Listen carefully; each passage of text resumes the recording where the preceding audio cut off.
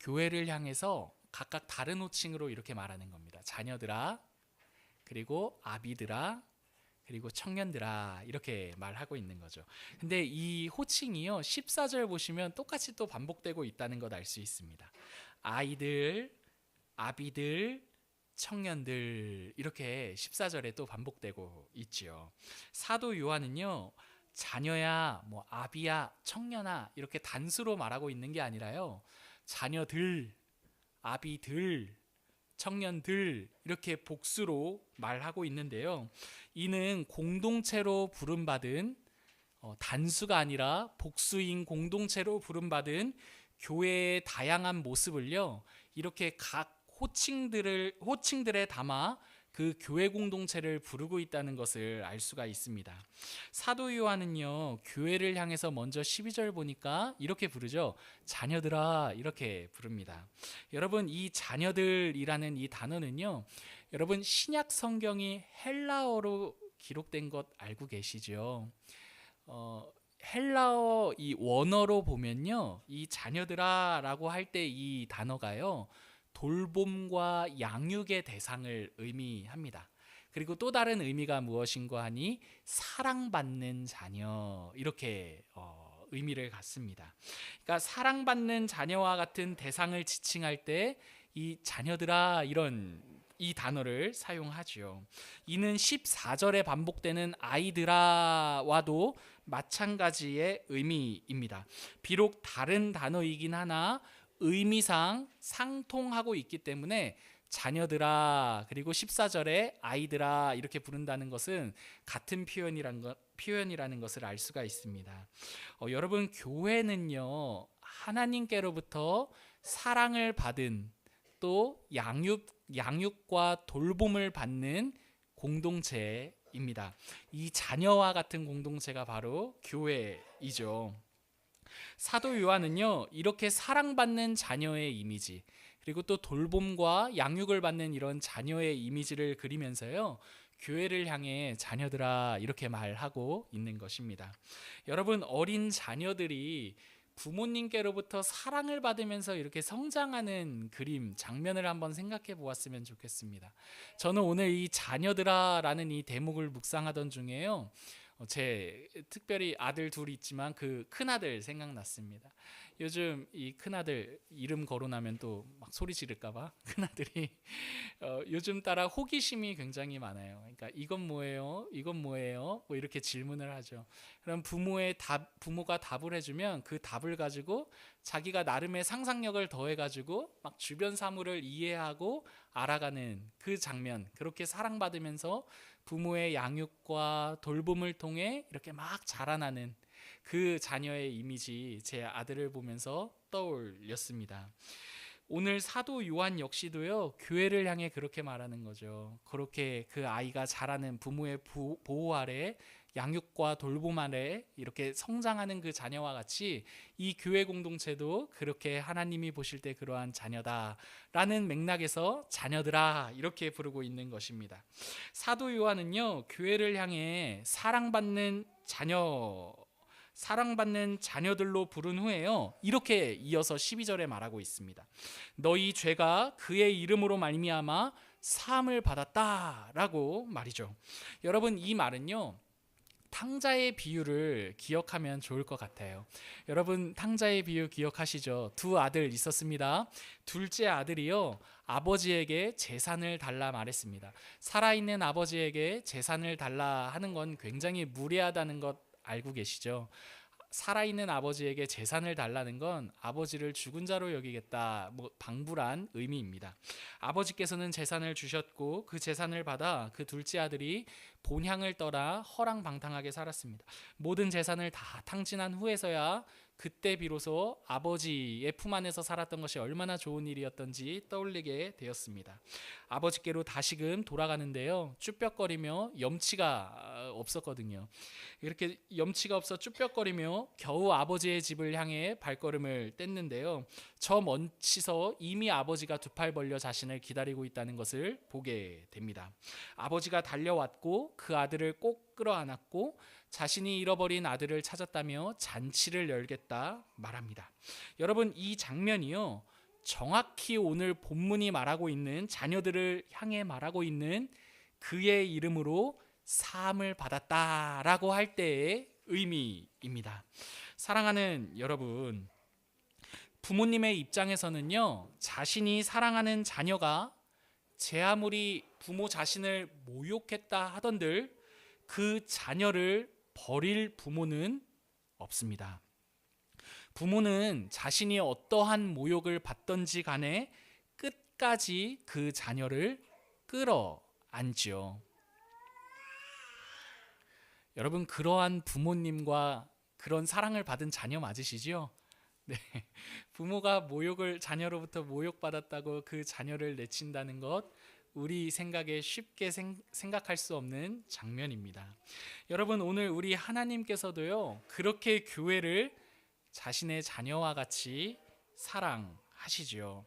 하나님을 등지고 내가 바라고 원하는 대로 우리의 인생을 탕진하는 것처럼 살면서요, 하나님을 모욕했음에도 불구하고 그 모욕을 감내하시며 우리를 향해 여전히 두 팔을 내밀고 기다리시는 분, 바로 우리가 믿는 하나님이십니다.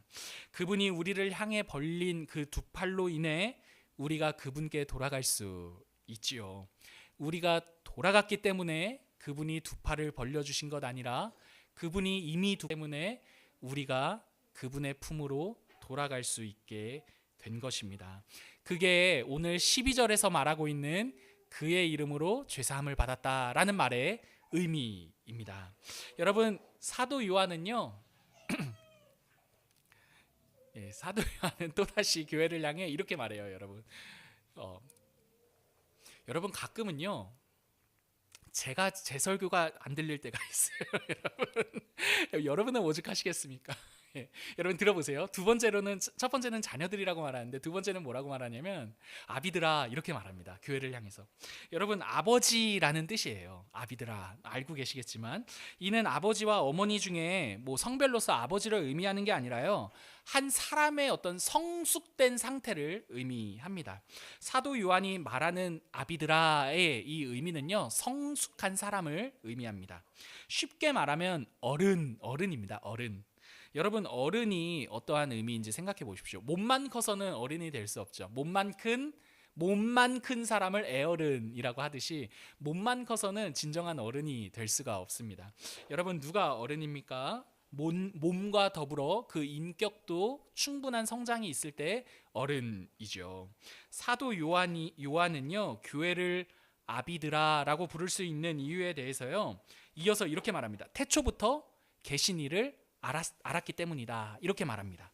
무슨 말이냐 하면 태초부터 계신 이는 예수님인데요, 여기서 알았다, 태초부터 계신 이를 알았다라고 할 때 이 알다라는 말은 교제와 사귐을 의미합니다. 그러니까 이렇게 말하는 겁니다. 정리하면 사도 요한은 교회를 향해서요, 야, 너희는 예수님과의 사귐으로 인해서 이미 성숙한 어른이야, 이렇게 말하고 있는 대목이 오늘 이 아비드라라고 부르는 장면입니다. 여러분, 또 세 번째로 뭐라고 말하냐면, 여러분 이 장면들이 마지막에 합쳐지거든요. 잘 끝까지 들어보세요. 여러분, 세 번째는 뭐라고 말하냐면 청년들아, 이렇게 말합니다. 청년들이라고 할 때 이 헬라어로 직역하면요, 원어상 의미는 젊은 남자, 이런 의미입니다. 여기서 젊은 남자가 상징하는 많은 것들이 있겠지만 이 본문에서 젊은 남자를 들어서 말하고 싶은 거는 힘입니다. 힘. 그래서 13절과 14절을 보시면요, 그 청년들의 특징이 뭔고 하니 악한 자와 흉악한 자를 이겼다라고 말합니다. 사도 요한이 이렇게 말하는 겁니다. 당시에 교회가 직면한 그 여러 어려움들로부터 뒤로 물러서지 않을 수 있는, 너희는 이미 이긴, 청년과 같이 힘을 갖고 이긴 공동체가 바로 너희야, 이렇게 상기시켜주기 위해 청년들아, 이렇게 교회를 부르고 있다는 것이죠. 여러분, 정리 한번 해보겠습니다. 정리하면요, 사도 요한이 교회를 향해 이렇게 말하는 겁니다. 너희는 하나님께로부터 이미 사랑을 받은 자녀야, 이렇게 말하고 있고요. 두 번째로, 마땅히 주어진 책임을 직면하는 그 어른으로서 이미 너희는 아비들로서 성숙한 자야, 이렇게 말하고 있고, 마지막으로는요, 교회가 직면한 어려움에 대해 너희는 뒤로 물러서지 않고 이미 흉악한 자와 악한 자를 이긴 자야, 라고 말하는 게 오늘 자녀들아, 아비들아, 청년들아 라는 호칭을 통해 사도 요한이 말하고자 하는 바입니다. 여러분, 사도 요한이요, 이렇게 다양한 호칭들을 가지고 교회를 이렇게 부르는 데에는요 이유가 있습니다. 함께 15절 같이 한번 읽어보실까요? 15절입니다. 이 세상이나, 시작, 이 세상이나 세상에 있는 것들을 사랑하지 말라. 누구든지 세상을 사랑하면 아버지의 사랑이 그 안에 있지 아니하니. 여러분, 사도 요한이요 교회를 향해 이런 각각의 호칭을 사용하여 그 교회를 부르는 데에는요 교회가 사랑해야 할 대상에 대해 분명히 하기 위함입니다. 여러분, 사도 요한은요 교회를 자녀들아, 아비들아, 청년들아 이렇게 부름으로써요 교회로 하여금 확인시켜주고 싶은 것이 있었습니다. 무엇인가 하니 바로 하나님과의 관계입니다. 여러분, 계속해서 들어보세요. 너희는 하나님과의 관계에 있어서 사랑받는 자녀야. 이고 너희는 하나님과의 관계에 있어서 이미 성숙한 자야 라는 것이고, 너희는 하나님과의 관계에 있어서 이미 청년들과 같이 세상과 싸워, 세상을 향해 싸워 이긴 자들이야. 이렇게 말해주기 위해 자녀들아, 청년들아, 아비들아 이렇게 각 호칭을 들어 교회를 부르고 있다는 말입니다. 그래서 15절은요 이렇게 말하는 겁니다. 제가 의역해봤어요. 들어보세요. 그러므로 자녀들아, 아비들아, 청년들아, 이 세상이나 이 세상에 있는 것들을 사랑하지 말아라. 누구든지 세상을 사랑하면 너희가 이미 아버지와 누리고 있는 그 관계를 저버리는 것이다 라고 말입니다. 여러분, 정리하면 한 번 더 정리해 볼게요. 자녀들아, 아비들아, 청년들아 이렇게 말하는 건요 아버지와 어떤 관계에 있고 그 관계 안에서 이미 너희가 사랑받는 자고, 이미 너희가 성숙한 자고, 이미 너희가 세상과 싸워 이긴 자라는 것을 확인함으로써 아버지와의 관계에 머물라라는 것을 말해주기 위해 자녀들아, 아비들아, 청년들아 이런 각각의 호칭을 사용해 교회를 부르고 있다는 것입니다. 여러분, 교회는요 어떠한 부족한 것들을 채우기 위해 존재하는 공동체가 아니라요 사실 이미 하나님의 자녀라는 이 신분 하에 모든 것을 하나님께로부터 선물 받은 공동체입니다. 한번 보십시오. 자녀로서요 사랑받는, 이미 아버지로부터 모든 것을 받았습니다. 이미 아비들로서요 성숙할 수 있는 모든 내용을 부여받았습니다. 또 청년들로서요 이미 세상과 싸워 이길 수 있는 모든 힘을 부여받았습니다. 무엇을 통해서요? 아버지와의 관계를 통해서 말입니다. 교회는 하나님과의 관계 안에서요 이미 모든 것을 받은 공동체입니다. 이를 조금만 더 요한일서가 말하는 식으로 표현하면요 이렇게 말할 수 있습니다. 교회는요 이미 삼위일체 하나님과의 사귐 가운데 모든 것을 받은 공동체입니다. 때문에 여러분, 교회는요 세상이 추구하는 것들로 자신을 막 더 채우려고 하는 순간 굉장히 비참한 공동체가 됩니다. 여러분, 한번 생각해 보십시오. 결혼을 했습니다. 결혼하면요 이렇게 남녀가 결혼을 하면요 서로가 서로에게 완전한 의미가 되잖아요. 물론 그렇지 않은 결혼 생활도 있지만 여러분, 교과서를 생각해 보자고요. 결혼을 하면 서로가 서로에게 완전한 의미가 됩니다. 그죠? 근데 여러분, 이미 그 상대가 나에게 완전한 의미인데도 불구하고 나중에 시간이 흐름에 따라 뭔가 부족해 보여. 그래서 여러분, 딴 상대를 내 곁에 들인다면 여러분 그것만큼 그 관계가 초라하고 비참할 수가 없겠지요. 여러분, 무슨 말인고 하니 교회에게 있어서 완전한 의미는 하나님, 삼위일체 하나님이십니다. 교회는 이미 하나님으로부터 모든 것을 받은 공동체입니다. 근데 그 교회가 하나님, 삼위일체 하나님과의 사귐과 그 관계 안에서 이미 받은 것들을 누리는 자리를 이탈해서 다른 것을 사랑하고 다른 것들로 우리 자신들을 채우려 한다면 그것만큼 비참한 내용은 없을 것입니다. 사도 요한은요 이렇게 교회를 유혹하는 세상의 특징을요 세 가지 이렇게 말합니다. 여러분, 16절 같이 읽어보겠습니다. 16절입니다. 시작. 이는 세상에 있는 모든 것이 육신의 정욕과 안목의 정욕과 이생의 자랑이니 다 아버지께로부터 온 것이 아니요 세상으로부터 온 것이라. 여러분 여기 보시면 세상의 특징은요, 이렇게 교회로 하여금 계속해서 딴 것을 채우게끔 교회를 유혹하는 세 가지 특징 무엇인고 하니 육신의 정욕, 안목의 정욕, 이생의 자랑, 이 세 가지입니다. 여러분 이 육신의 정욕, 안목의 정욕, 이생의 자랑이요, 여러분 이 장면이요 사실은 요한이 그냥 말하는 게 아니라 이미 구약에 나왔던 표현입니다. 창세기 3장 6절입니다. 제가 읽어보겠습니다. 여자가 그 나무를 본즉 먹음직도 하고 보암직도 하고 지혜롭게 할 만큼 탐스럽기도 한 나무인지라. 여러분 어떤 장면입니까? 하와가 하나님의 명령을 어기고 선과 악을 아는 나무 열매를 따먹기 직전의 그 장면이죠. 여러분 그 장면을 보면요, 죄가 어떤 식으로 사람을 유혹하나 하면 먹음직도 하고 보암직도 하고 지혜롭게 할 것 같은 탐스러워 보이기까지 합니다. 그죠? 여러분 어떠한 겁니까? 육신의 정욕, 그죠? 먹음직하고 육신의 정욕, 보암직하고 안목의 정욕, 지혜롭게 할 것 같아. 이생의 자랑이 죄가 사람을 유혹하는 세 가지 특징, 방법, 방식입니다. 사도 요한이 말하는 세상은요, 단순히 교회 문 밖에 그러한 세계를 의미하는 것이 아니라요, 우리를 유혹하는 실체를 세상이라고 말합니다. 그러니까 이분법적으로 세상은 다 나쁜 거야 로서의 세상을 말하는 건 아닙니다. 그 세상의 특징이 무엇인고 하니 창세기 가운데 죄가 들어오는 그 장면과 매우 흡사하죠. 먹음직하기도 하고 육신의 정욕, 보암직하기도 하고 안목의 정욕, 자신을 지혜롭게 할 것과 같은 그런 이생의 자랑으로 우리를 유혹합니다. 백석대의 최영삼 교수님이라고 있어요. 이 요한일서에 대한 이 내용을 기록하면서 이분은 이 장면을 뭐라고 얘기하냐면 거짓된 삼위일체라고 해요. 거짓된 삼위일체 세 가지. 그러니까 참된 삼위일체 하나님과 굉장히 유사하게 교회를 유혹하고 신자들을 유혹하는 거짓된 삼위일체라고 말합니다. 이 세 가지 특징들은요, 이 세 가지가 다 다른 것 같지만 사실은 한 가지 굉장히 공통적인 특징이 있는데 그게 무엇인고 하니 나를 중심으로 나를 섬기기 위해 작동하는 유혹들이라는 사실입니다. 실제로 여러분 아담과 하와가 안목의 정욕과 육신의 정욕과 안목의 정욕과 이생의 자랑, 이 세 가지 특징 유혹에 넘어감으로써 아담과 하와가 진짜 본질적으로 짓고 싶었던 그 내용이 무엇인고 하니 무엇인지 기억하시죠? 하나님과 같이 되는 것입니다.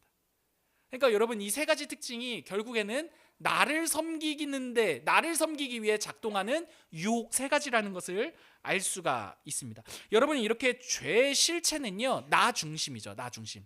나를 가운데 두고 모두를 다 이렇게 속박하게 되는 거죠. 심지어 하나님까지도. 그죠? 그때부터는요, 여러분 모든 것이 나를 위해 존재해야지 그때 비로소 직성이 풀리게 됩니다. 모든 주변을 나를 위해 이용하게 되는 겁니다. 사랑을 말하면서도 정작 나를 위한 사랑이고, 누군가를 도우면서도 정작 나를 위한, 뭔가 나를 내 안에 속박시키기 위한 구제이고 도움입니다. 표면상 사랑이고 구제임에도 불구하고 사랑도 아니고 구제도 아니라는 것 알 수 있습니다. 모두 다 나를 위한 것이기 때문입니다. 그래서 사도 요한은요, 이러한 육신의 정욕과 안목의 정욕과 이러한 이생의 자랑이 아버지께로부터 온 것이 아니라 세상으로부터 온 거야 라고 말합니다. 여러분 이 세상으로부터 온 것과 아버지께로 온 것의 차이점을 한 번만 더 조금 더 살펴보면 좋겠어요. 여러분 이렇게 세상으로부터 온 것, 육신의 정욕, 안목의 정욕, 이생의 자랑은요, 나 중심이죠. 나를 섬기기 위해 모든 것들이 작동하는 어떤 장면들이죠. 근데 여러분 이게 세상으로부터 온 죄의 특징이라면, 사랑의 특징이라면, 아버지께로부터 온 사랑의 특징은 어떠한지 한번 생각해 보십시다. 여러분 아버지께로 온 사랑의 특징은 어떻습니까? 정욕과 이 자랑이 끊임없이 자신을 막 향해 있는 사랑이라면, 아버지께로부터 온 사랑은 기꺼이 자기 자신을 개방하고 자기 자신을 상대에게 내어주는 사랑입니다. 여러분 아버지께로부터 온 사랑은 세상으로부터 온 사랑과 전혀 방향이 다르다는 것을 알 수가 있죠. 그래서 사도 바울이요, 고린도전서에서 이렇게 말합니다. 고린도전서 13장 한번 넘어가 보실까요? 고린도전서 13장 4절과 5절과 6절과 7절 같이 읽어보겠습니다. 고린도전서 13장 4절부터입니다. 시작.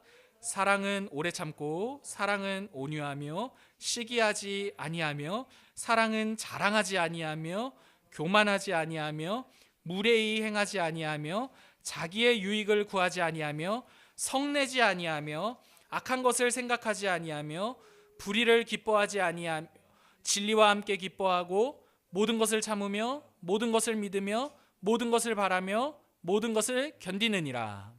여러분, 사도 바울이요, 아버지께로부터 온 사랑에 대해 어떻게 말하고 있느냐 하면 어떻게 하냐면요, 오래 참음 먼저 이야기합니다. 여러분, 오래 참는다는 것만큼 나를 내어주는 것은 없습니다. 그렇죠? 여러분, 오래 참는다는 것이 굉장한 자기 내어줌이라는 것 한번 기억해 보시길 바랍니다. 여러분, 내어주기 싫을 때는요, 참지 않고 상대를 공격하게 됩니다. 막 찌르게 되고 상대를 비난하게 되고. 오래 참는 건요, 자기 자신을 계속 내어주는 어떤 과정들이고 작업입니다. 자신을 내어줄 때 상대보다 위에 군림하지 않을 수 있습니다. 그죠? 나를 내어주기 싫으면은 계속 상대 위에 군림하고 싶고 상대보다 더 나은 나를 계속 비교하고 경쟁해서 확인하고 싶죠.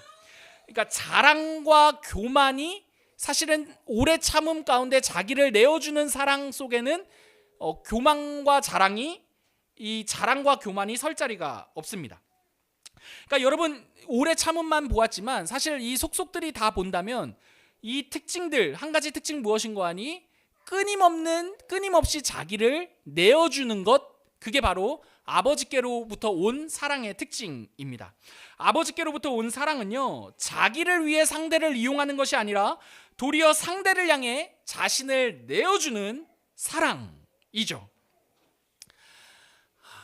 여러분, 근데 진지한 질문과 고민을 한번 해야 됩니다. 이 지점에서. 여러분, 아버지께로부터 온 이 사랑을 우리가 할 수 있습니까?